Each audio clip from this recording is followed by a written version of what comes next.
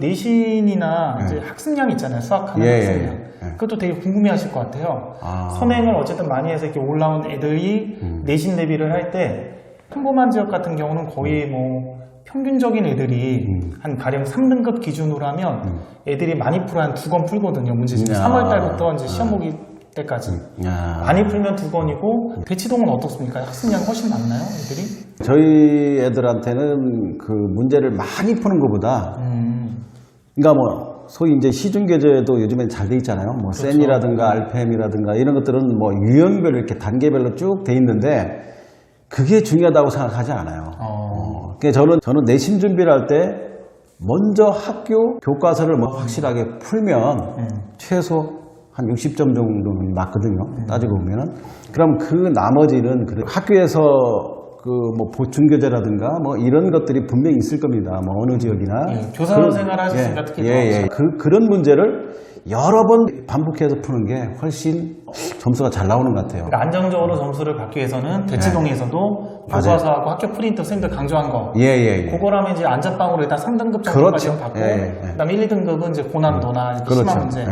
그럼 고난도나 심한 문제는 어느 정도 수준까지 애들을 좀 풀리시죠? 그러니까 이제 심화 문제라든가 이런 것들은 어떻게 보면은 뭐 시중 교재에도 다 있지만 그 단원의 어떤 핵심적인 건 분명히 있을 겁니다. 고난이도로 뭐 문제를 되어 있는 것들을 보면 대부분이 계속해서 반복해서 몇 번 풀어보면은 그게 답이 나올 수가 있을 것 같아요. 그러니까 뭐 고난이도 같은 경우는 대부분 어떻게 보면은 이 문제 자체가 어떤 그 모든 내용이 다 포함되어 있는 거잖아요. 그쵸. 예를 들어서 만약에 함수다. 그렇죠. 함수, 방정식, 뭐 모든 면에서 있잖아요. 그런 것들을 반복해서 푼다는 얘기는 한 문제를 똑같이 푸는 것보다도 요번에는 이렇게 풀었고 다음번에는 또 다른 방법으로 왜냐면 어차피 그렇죠. 융합형이다 보니까 이걸 함수로도 풀 수 있고 방정식으로도 풀 수 그렇죠. 있으니까. 맞습니다. 이제 그런 식으로 훈련을 해야지 수능에서도 고난이도 킬러 문제를 잘 해결하는 것 같아요. 수학에서 가장 중요한 것은 모든 게 어떤 추론과 어떤 그래프를 추론하고 그런 능력이 있다면 모든 문제에서 쉽게 접근했다고 볼 수 있어요. 수능 킬러 문제나 그런 것들은 문제 해석이 어렵게 느껴지는데 그렇죠. 제가 보면 문제 해석이 어려워요. 이게 뭔 말이야? 뭔 말이야 하는데 결국에 보면 우리가 맨날 풀었던 문제 유형들 뭐 이거 접점 얘기하는 말을 이렇게 어렵게 표시했구나. 거의 다 그런 거잖아요. 아이들이 이걸 보고 이게 무슨 의미인지를 추론하고 그걸 이제 독해하는 능력이 굉장히 많이 필요하잖아요. 그러니까 그런 문제 같은 경우도 보면은 만약에 그 모의고사를 본다든가 그러면 킬러 문제를 풀고 나서 어떤 선생님이 풀어주면 우리가 쉽게 이해할 수 있는데 왜 내가 저걸 못 풀었을까? 특히 수능 킬러 문제는 자기가 그거를 추론해서 이거를 끄집어내는 연습들이 많이 돼야 되는데 왜냐면 그 문제 자체가 막상 설명하면 쉽잖아요. 그렇죠. 야 이거 이런 의미야 그러면 그거 다 알잖아요 누구나. 그러니까 이제 그거를 찾아내는 연습을 또 안 한 애들은 많이 또 그렇죠. 그런 것들이 부족한 애들이 대부분이 저학년 때면 국어라든가 이런 것들이 국어. 그런 것들이 독서 이런 것들이 보면은 킬러 문제라고 보면은 문제 자체가 길잖아요. 그다음에 그 문장 하나하나에 분명히 뜻이 있을 거란 말이에요. 의미가 있죠. 의미가 있고 미분을 이용해서 뭐 극대라든가 극소라든가 모든 개념이 함축되어 있는 것을 우리가 금방 빨리 그것을 캐치해서 문제를 풀 수 있는 능력이 어느 정도 되느냐에 따라서 그게 쉽게 빨리 풀고 뭐 그런 거죠. 강남 지역에서 또 교사 생활을 하셨으니까 그러면 이제 학교 시험 문제나 그런 거에 대해 대비를 할 때 좀 도움받는 건 있나요? 나도 해봤는데 나도 이렇게 주로 냈으니까 선생님들도 이렇게 좀 내지 않을까 하면서 이렇게 그런 것은 충분히 많이 도움이 되죠.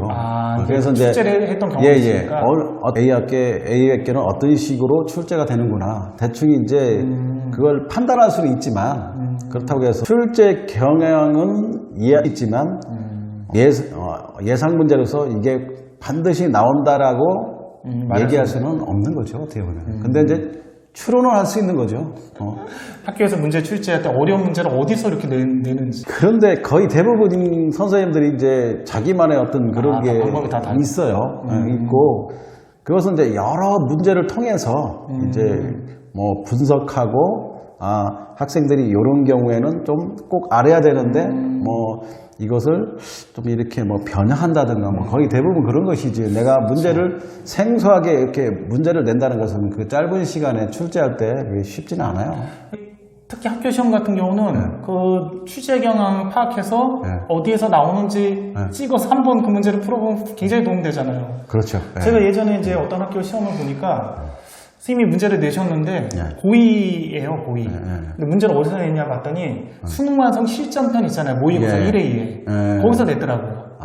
근데 이제 아이들이 수능 완성 실전편은 모의고사 형태니까 안 풀어보잖아요. 고2 애들이. 단원별 문제는 좀 풀어볼 수 있어도 실전편 모의고사 1회 2회는 애들이 이제 고3이 아니니까 안 풀어보는데 설마 여긴 안 풀어보겠지 해서 내니까 저는 이제 고3을 가르치니까 문제 이거 수능 완성 있는 거 똑같이 냈네 그런데 아이들은 이제 전혀 처음 보는 문제니까 그렇게도 내시더라고요. 막. 근데 대부분 이제 1학년 학생들한테는 뭐 수능 완성이라든가 수능 특강이라든가 이런 것을 적용하지 않지만 2, 3학년들은 거의 아마 내신도 거기에 많이 적용을 하죠. 실제로 이제 그 현직에 있는 선생님들이 그걸 또 출제하시고 이러니까 실제 이제 EBS 교재도 같이 만드시잖아요. 맞아요. 그러니까 거기에 많이 그 출제를 하는 경우가 있죠. 변형해서 많이 내죠. 그래도.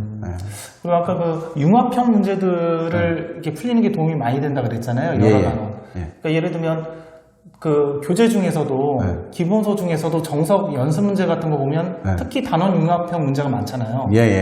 다른 예를 들면 개념 원리 그런 거는 융합형이 없고 그냥 그 단원에만 이해하면 풀 수 있는 문제가 있어서 못한 아이들은 그걸로 수업하면 편한데 정석꼭 연습 문제 보면 요 단원이 2차 방정식인데 뭐 1차 함수, 2차 함수, 뭐 절대값 다 융합해서 알아야 되는 문제들이 많은데 제가 최근에 뇌과학 책을 궁금해서 읽어봤는데 공부를 그렇게 해야 굉장히 도움이 된다고 그러더라고요. 수학 공부 자체도 뇌과학자들이 이렇게 뇌를 연구를 해보니까 단원별로, 유형별로 센서학 같은 거 말고 단원이 융합되어 있는 문제들 그런 것들을 푸는 게 굉장히 수학 실력에 도움이 된다. 맞습니다. 그런 방식으로 아이들을 가르치면 훨씬 빨리 실력이 늘 거다 이렇게 얘기를 하더라고요. 근데 어떤 유형별로 이렇게 보편화됐잖아요. 그런 문제를 풀게 되면 말씀하신 그 융합형 문제라든가 이런 것들은 거의 손을 못 대는 거죠. 어떻게 보면 어려운 문제 같은 경우는 그 문제를 자꾸 꼼꼼하게 해석하고 이게 몇 번 풀어보고 뭐 이런 것들이 반복 수업이 가장 중요한 것 같아요. 그러니까 많은 문제를 푸는 것보다 차라리 어려운 문제를 여러 방법으로 여러 번 그렇죠.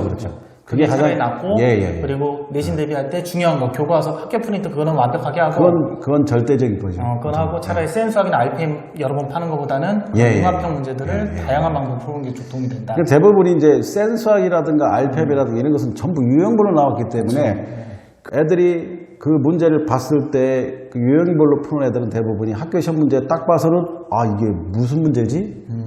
내가 배웠던 내용이 아니네.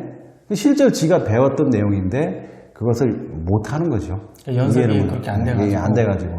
그러니까 잘하는 아이들 있잖아요. 잘하는 아이들은 센서학이나 RPM 그런 거 해도 그런 거 잘 파악하더라고요. 알아서. 그렇죠. 잘하는 아이들. 수학을 이제 어려울 때부터 이제 그런 사고력을 굉장히 계속 연습하는 아이들은. 맞습니다. 어떤 개념을 설명하면은 그 개념에 따른 문제가 있잖아요. 거기에 대한 문제를 선생님들이 개념을 배워서 A라는 문제를 풀어주고 그 다음에 거기에 대한 관련된 문제를 풀어라 하면은 못 푸는 경우가 거의 대부분이에요. 근데 실제로 그걸 잘하기 위해서는 뭔가 그 선생님들이 개념 설명을 해주면 그 개념을 철저하게 파악하고 거기에 관련된 문제를 차라리 내가 먼저 생각하고 그 다음에 이제 선생님한테 물어보는 것이 더 효율적이고. 그러니까 개념 정리는 선생님이 해주고 나서 아이가 개념을 완벽하게 정리할 시간을 준 다음에 일단 네가 먼저 풀어보고 안 되면 질문해라. 자기가 이 개념을 어떻게 적용할 건가 이거를 한번 생각해보는 시간을 갖게 됩니다. 그렇게 해야만 오히려 고난이도라든가 융합된 그런 문제들을 풀 수 있는 게 되지 않나라는 생각이 들어요.